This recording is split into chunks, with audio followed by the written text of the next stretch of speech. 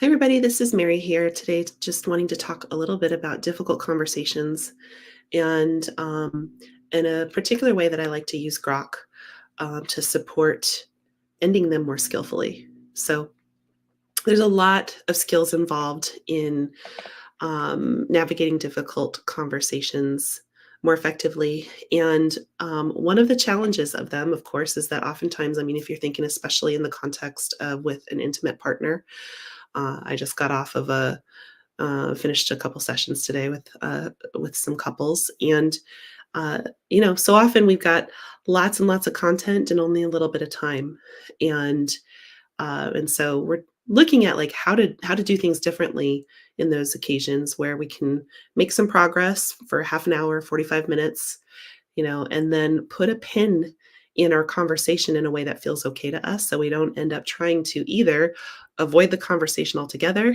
or on the opposite end, just keep going and turning every difficult conversation into a marathon session, which almost guarantees that you won't be getting through things.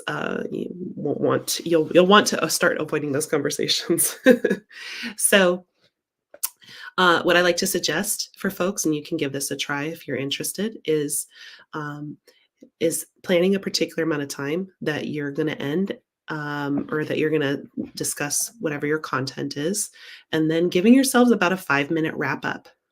That wrap up, I really love when we kind of do a recap of like, okay, here's what did get accomplished.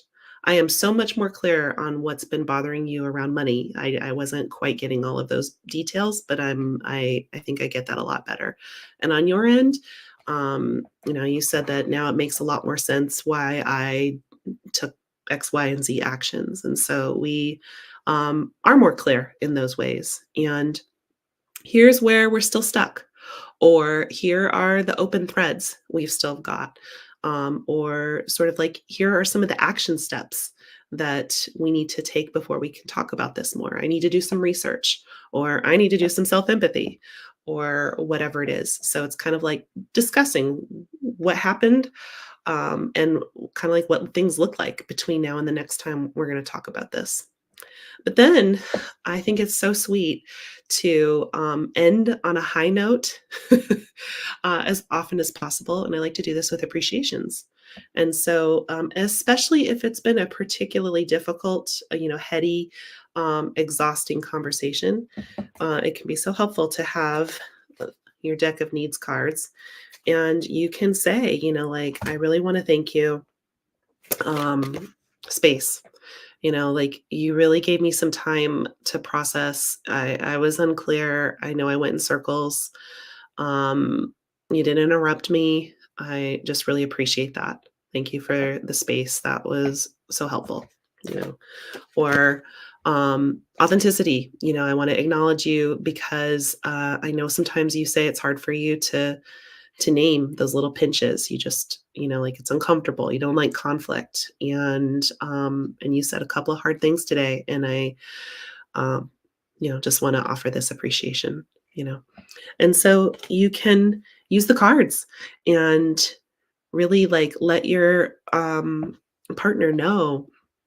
This works certainly in other contexts as well. I'm using the kind of like intimate example, but really let the other person know, yeah, this is what worked for me at the process level, or maybe around the content, but just like, I really appreciate how you showed up in these ways.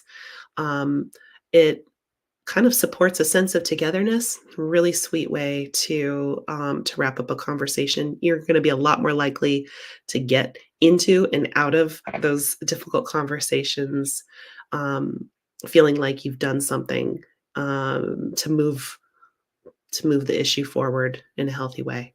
So hope that helps. Thanks.